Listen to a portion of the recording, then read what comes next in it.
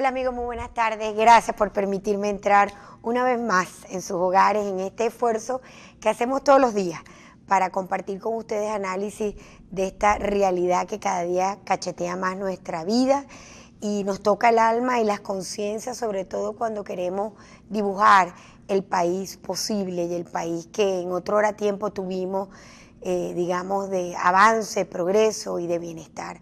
Porque ciertamente los venezolanos cada día palpamos con una realidad inigualable que esas formas de vida se nos van como evaporando en las manos. Lo cierto es que estamos dentro de un momento político y económico, pudiéramos decirlo de esa manera, crucial porque estamos por vivir pues la recolección del 20% de estas firmas que para nosotros constituye un paso inequívoco dentro de este proceso de cambio, pero además viviendo pues esta dinámica política donde el régimen pues sigue haciendo su juego y avanzando en su propia visión y categoría de Estado.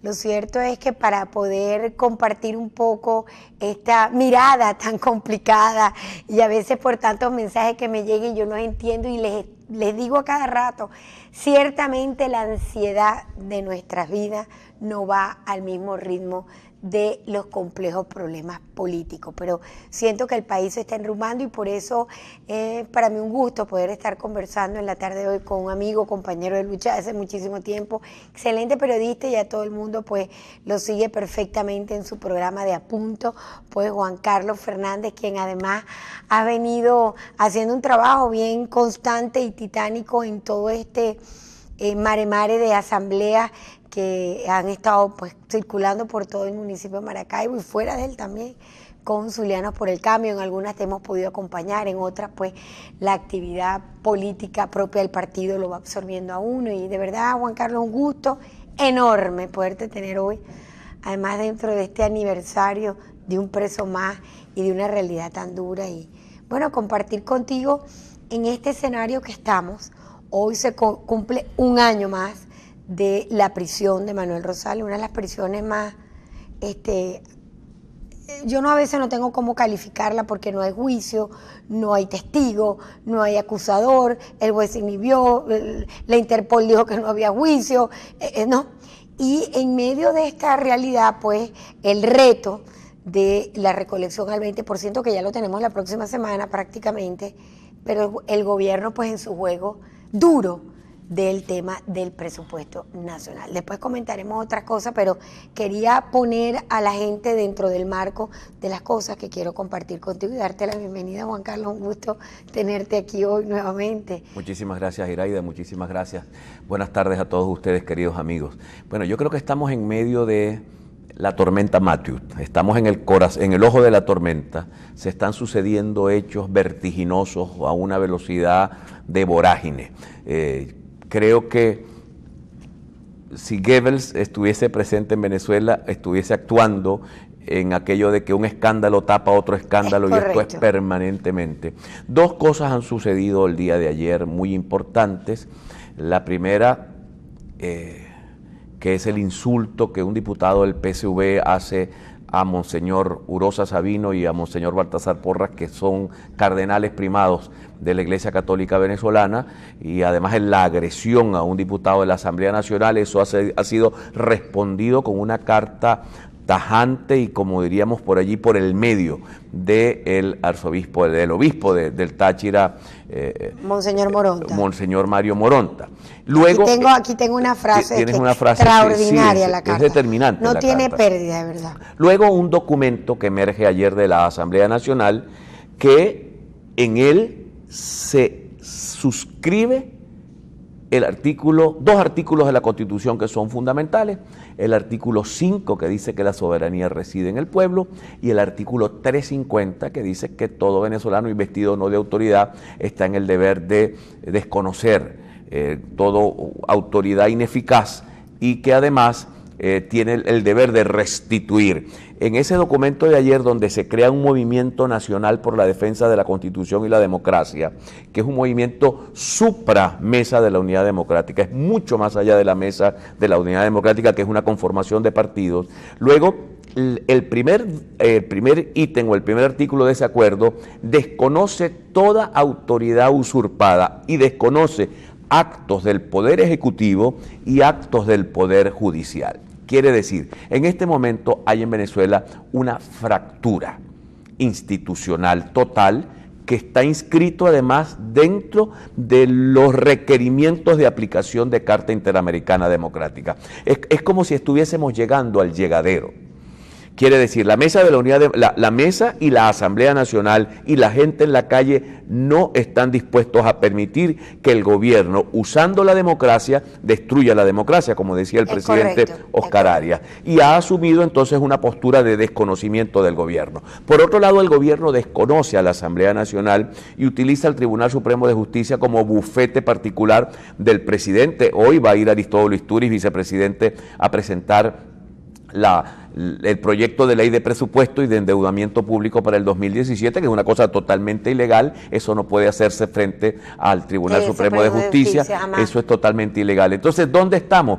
Estamos en un verdadero berenjenal, en un grave problema que puede terminar en varias situaciones, que puede terminar en una mediación internacional gigante que nos permita a los venezolanos salir de la crisis sin matarnos, y otra es que este país estalle en mil pedazos, como pareciera que quieren factores radicales desde el gobierno que desearían que la oposición se salga del camino, del rumbo democrático, asuma el camino de la ilegalidad para entonces acusarte de golpista, encarcelarte a la gente, perseguirte e ilegalizar los partidos. Ahí te quiero detener, justamente porque desde mi perspectiva, y es lo que quiero que compartamos en la tarde de hoy, siento que el terror fóbico que le tienen al revocatorio, porque es la manifestación más legítima del cambio de eso que se recoge en las encuestas, en las calles, en todos lados, Juan Carlos. Y la realidad es que todo el mundo está enrumbado con todos los obstáculos que ha puesto Tibisay y su gente, más el gobierno, hacia lograr el objetivo.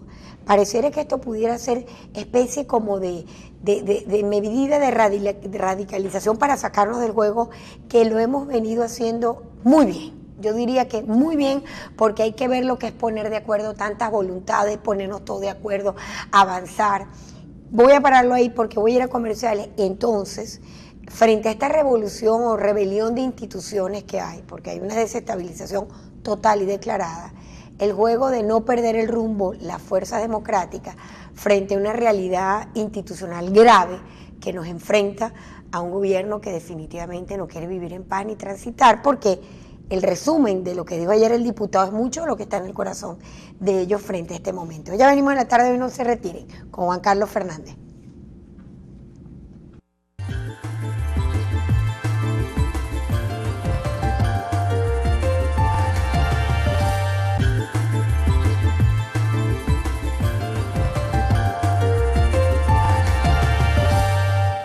Bueno, amigos, aquí seguimos en la tarde de hoy y dejaba ese paréntesis, ¿no?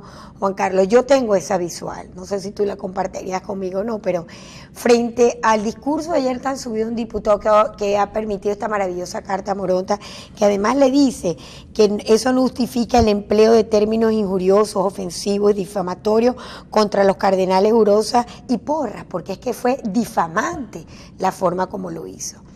La presión que cargan con el tema del TCJ y el presupuesto, como para sacarnos del juego frente al momento histórico. En menos de 2 semanas estamos. Y es increíble cómo la gente se va sumando, y tú lo sabes, porque tú estás en la calle también con la asamblea como estoy yo, y además he estado recorriendo el país.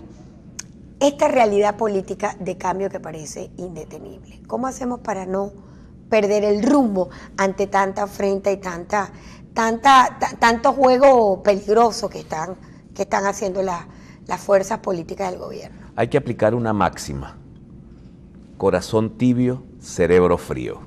Aquí no hay que caer en la tentación de salirse del camino democrático, que se salga el gobierno y los obligaremos. No les vamos a ganar la guerra, les vamos a ganar la paz. Los vamos a traer y los vamos a obligar a venir al redil democrático, y tendrán que someterse a las reglas de la Constitución, tendrán que someterse a las reglas del referéndum revocatorio, que yo creo que, Iraida, los centros de recolección de voluntades van a estar van a ser sobrepasados. La Mesa de la Unidad Democrática va a tener que habilitar mecanismos de recolección de firmas fuera, de modo que quien no pueda firmar en el Consejo, con el Consejo Nacional Electoral, puede expresar su opinión fuera y que esas millones de voluntades sean presentadas ante los organismos internacionales para seguir demostrándole al país y al mundo que en Venezuela hay una mayoría que desea y está trabajando para producir un cambio político en Venezuela.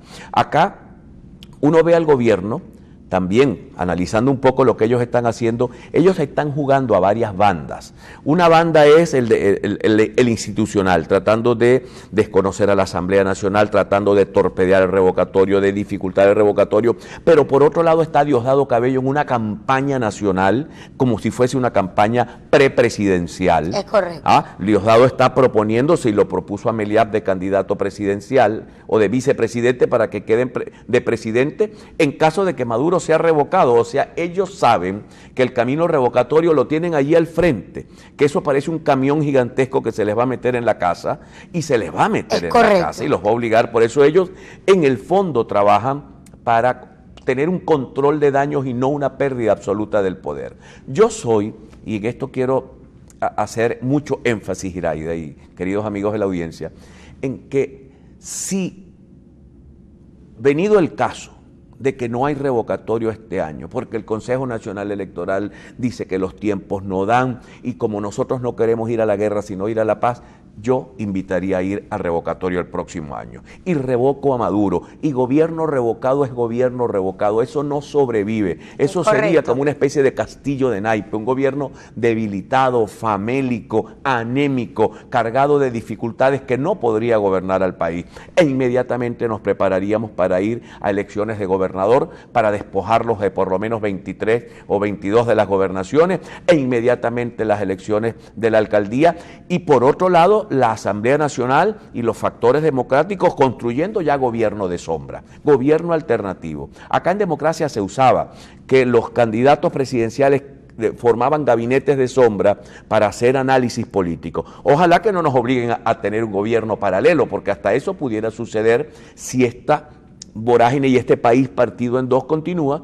La Mesa de la Unidad Democrática tendría en todo caso que montar gabinetes de sombra para producir algunas alternativas viables de solución al problema nacional. Porque ¿hacia dónde vamos si ese presupuesto se aprueba, por ejemplo, en el Tribunal Supremo de Justicia? Eso es ilegal. Entonces no hay ley de endeudamiento público, porque ¿quién te va a dar dinero si no hay un respaldo de los poderes públicos nacionales? Por lo tanto, y el riesgo país subiría a niveles de la estratosfera. La devaluación de la moneda no me la quiero ni imaginar. Es una cosa bárbara que ayer aceleró duro, camino a los 1.400 hablan los analistas. Entonces estamos frente a un grave problema, grave para la población venezolana, grave para la oposición venezolana, pero muy grave para el gobierno venezolano. Ahora, Juan Carlos, ciertamente te acompaño y soy empática a lo que estamos analizando y viendo hoy. Es más, creo que hasta oportuno fue la aparición de ese documento, de esta fuerza que quieren defender la Constitución más allá de la Mesa de la Unidad. Y me parece oportuno porque todo lo que sea fuerzas vivas del país trabajando en el mismo sentido y en la misma dirección le va dando pues más proyección a la realidad de cambio que aspiramos los venezolanos.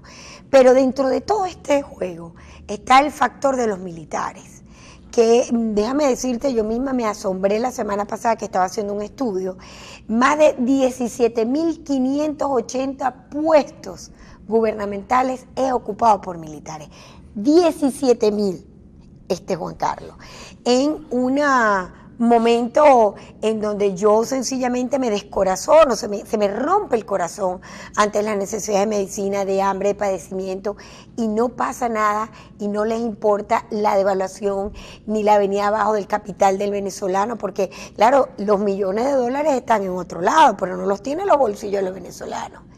Ese juego que no se puede descuadrar ni descontar frente a la realidad donde ellos han ido asumiendo. Yo particularmente soy de la teoría que estamos en un gobierno de transición, justamente puesto por Padrino López, y cada día ellos avanzan más en sus puestos de gobierno.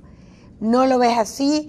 ¿Cómo ves el escenario frente a la responsabilidad política que tienen las fuerzas o nuestras Fuerzas Armadas institucional. Bueno, fíjate tú que las Fuerzas Armadas siempre son y serán un reflejo del país. Las Fuerzas Armadas venezolanas en este momento están constituidas con esta especie de macrocefalia que han vivido o crecimiento elefantiásico, casi 100.000 personas. De esas 100.000 personas, 17.000 están enchufados.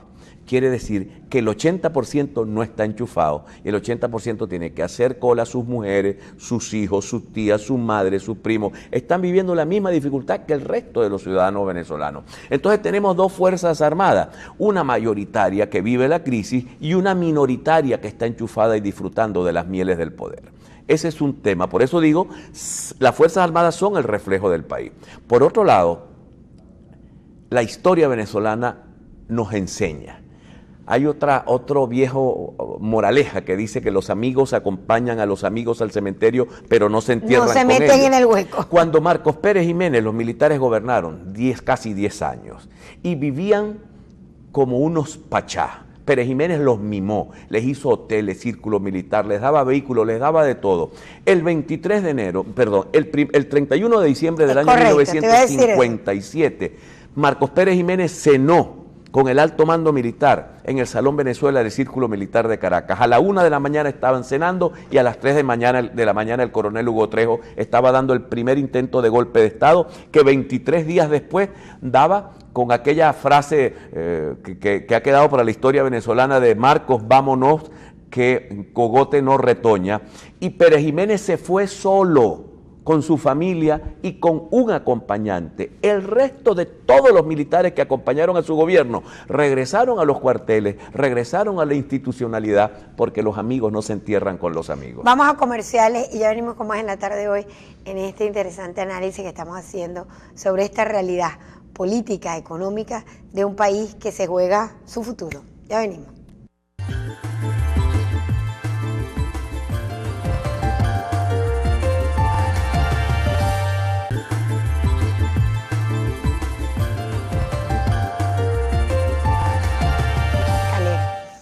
Bueno, aquí seguimos en la tarde de hoy, yo encantada, de verdad, estoy un poco gris, muy gris entre la pared, muy gris entre el backing, pero...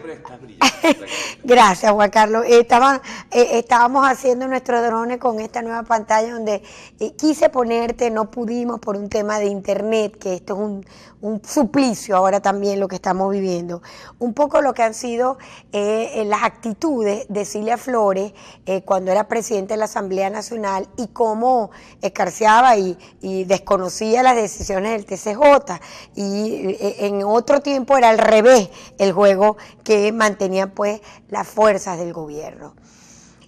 Frente al momento que estamos por vivir, que es casi impredecible, todos los días amanecemos con algo nuevo y distinto, ¿qué recomendar a este venezolano acolpiado, angustiado, anímicamente perdido, porque decirte que estamos todos llenos de una profunda esperanza?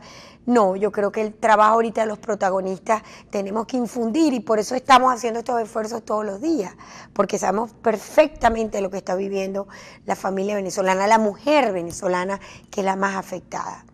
Ante esta realidad de no perder el paso y el camino, a pesar de ello y a pesar a veces del propio liderazgo que uno quisiera que estuviera en posiciones a ultranza, ¿no? Mira, se está cumpliendo un año de la prisión de Manuel Rosales Guerrero y va camino a 3 años Leopoldo López. Y a ellos va nuestro afecto, nuestro respaldo, nuestra solidaridad a Manuel, a Leopoldo, a Ledesma, a Ceballos, a los jóvenes, a los nuevos presos políticos. A Goicoechea, que lo tienen en una prisión una cosa gravísima. gravísima. Pero quiero decirte que Leopoldo ha escrito en las páginas de la historia venezolana una frase que yo la llevo conmigo, que es fuerza y fe. Anoche estuvimos en la Villa Bolivariana en San Francisco, una población que ha sufrido los embates de un alcalde agresivo y agresor, que les ha enviado a sus grupos de choque y a su policía para hacerlos esconder en los edificios. Es correcto. Bueno, anoche la gente bajó a una asamblea que hicimos allí, exactamente en la Villa Bolivariana, alrededor de 300 personas en una maravillosa asamblea popular donde estaba el liderazgo político, pero más que el liderazgo político, lo importante era que estaban las mujeres, que estaban las amas de casa con sus maridos, las familias estaban allí, muchos trajeron a los hijos a escuchar el mensaje. Entonces, esa fuerza, esa dignidad del pueblo, hoy es la gran energía que nuclea, que fortalece la salida democrática constitucional que vamos construyendo paso a paso y que vamos a lograr. O sea, acá lo que yo siento, primero no nos podemos ir todos del país.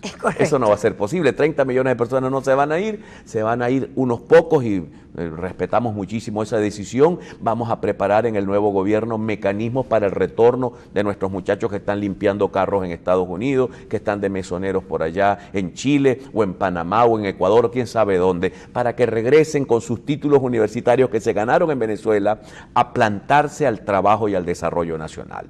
Este país yo veo el vaso, siempre lo veo y esta vez lo veo más, el vaso está a mitad de agua, está medio lleno, no está medio vacío. Estamos construyendo una salida y por primera vez tenemos la agenda en nuestras manos. Lo que haga la Mesa de la Unidad, lo que haga este pueblo organizado va a definir el futuro de este país en los próximos meses y en los próximos años. Por lo tanto, mi mensaje es ese: fuerza, fe, vamos a salir de esto.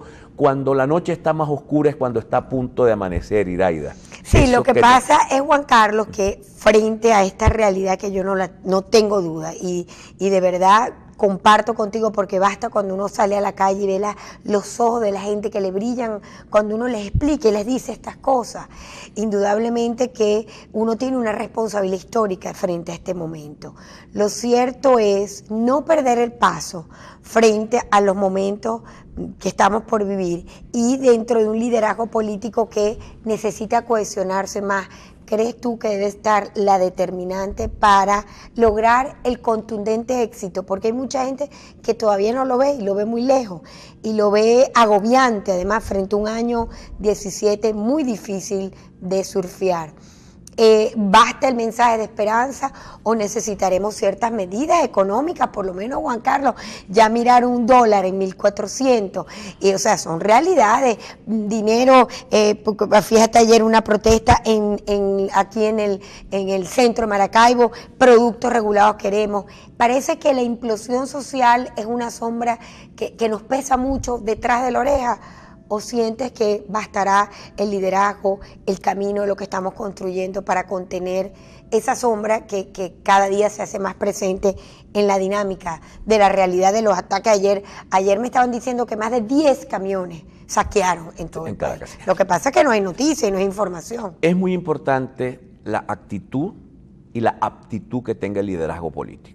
Hay que saber colocar, como decía aquel acompañante del llanero solitario, colocar el oído en la tierra para escuchar y escuchar lo que está pensando la gente, interpretar correctamente lo que está pensando la gente y producir direccionalidad a un proceso que no se puede dejar a la anarquía, que no se puede dejar a que cada quien haga como venga, sino que hay que direccionar. Yo creo que en medio del mar natural de diferencias que tiene el liderazgo político opositor venezolano, hay una línea que se mantiene permanentemente, que es la unidad alrededor de conquistar una salida pacífica, democrática y constitucional a esto. Que el año que viene un país más difícil, que las estadísticas, que el Fondo Monetario, que la Corporación Andina de Fomento, que los organismos multilaterales dicen que vamos para mal. Eso lo sabemos todos, los que vivimos la historia, los que cargamos la cruz, como decía Juan Pablo II. Pero la posibilidad de detener esto,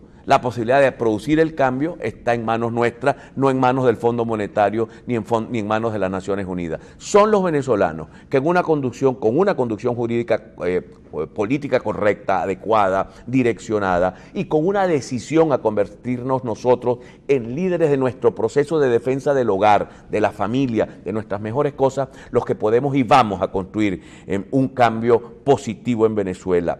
Probablemente nos cueste un poco más de sudor, como diría el doctor Churchill, el primer ministro inglés, que nos toque un poco más de sangre, sudor y lágrimas, pero vamos a poner sudor y lágrimas porque Venezuela los vale. Venezuela es nuestra patria, no hay otra patria, no existe ni en el país de al lado, ni en el del otro lado, ni en el del frente una patria. La patria es aquí, en estas tierras de Maracaibo, en estas tierras del Zulia, en esta tierra venezolana. Además, vivido en ti carnalmente, porque cuando uno se va, y como ha sido en el caso tuyo, y volviste en unos momentos que uno diría, bueno, volver para qué y a qué, ¿no? Creo que lo dices con el sentimiento legítimo del que se siente afuera y entiende que no hay nada más grande que el amor de la patria. Que no hay nada más grande, y eso lo sienten los venezolanos que están en el exterior, que están organizados. Ayer hablaba con la gente de la Mesa de la Unidad Democrática de Chile, allá están organizados la Mesa de la Unidad Democrática, en Uruguay, en Paraguay, en Argentina están los venezolanos que se fueron a buscar mejor vida, no olvidan a su patria y dan de su tiempo para organizar los movimientos sociales y políticos que puedan coayudar a este empujón que debemos dar necesariamente todos los venezolanos. Por eso, Iraida, yo insisto en mi optimismo, que no es un optimismo fantasioso, sino que yo estoy viviendo noche a noche en las calles de Maracaibo. Y hoy, que es viernes, hoy es viernes 14, vamos a vivir en las calles de Maracaibo una gigantesca caminata a favor de la libertad de Manuel Rosales Guerrero y de todos los presos políticos, porque esto se trata de un tema de solidaridad colectiva. Aquí cada preso es nuestro preso. Cada muchacho que muere en un hospital es nuestro hijo que muere. Cada viejo que muere por falta de medicamentos es nuestro padre que muere. Si nos vemos así, con el afecto y la solidaridad, ese sentido de ser hormigas de la misma cueva, nosotros vamos a salir de esto. Tengo la absoluta certeza, mi querida amiga. Me encanta oírte lo demás porque sé que tienes una doble visión, porque el que está afuera vuelve y siente la experiencia de la realidad que estamos viviendo y decirlo con esa determinación, amén de la experiencia que has tenido con todas estas asambleas donde has sido constante. Yo te felicito. A veces todo el mundo no puede ir al ritmo, pero bueno, qué bueno que en estos días alguien me preguntaba eso, que pues no te acompañaba más. Le digo yo, no, porque aquí qué bueno tenemos en el torrente sanguíneo oxígeno y gente que viene también oxigenándose para avanzar y seguir hacia adelante. Lo importante no es perder la vista y lo importante, como lo decías tú, tener la fe y la esperanza. Último mensaje, Juan Carlos, que ya estoy terminando, están aquí todos mis coordinadores poniéndome la despedida frente al reto que vamos a vivir ante la recogida de este 20%. Vayan todos. Primer día de 18 a 40 años.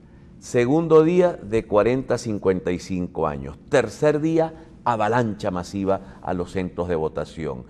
Lleven agua, donen agua, organicen, protejan a los ancianos. Esto va a ser una manifestación gigantesca de voluntad, histórica. Tenemos que tener todas las redes sociales en punta para enviar esa fotografía a todos los lugares del mundo para que este planeta Tierra vea a este pueblo venezolano, que yo insisto, este es el pueblo de Miranda, este es el pueblo de Bolívar, este es el pueblo de Urdaneta de Vargas. Este pueblo no va a ceder, no va a entregar su patria a ningún grupo de forajidos. Yo también coincido plenamente contigo y todos los días lo digo. Quiero terminar con estas palabras muy bellas de Mario Moronta, en donde eleva su oración para que reencontremos la paz y le dice pues a nuestros compañeros del oficialismo que espera que se retraten de esas expresiones que dividan y actúen pues con sintonía a la verdad.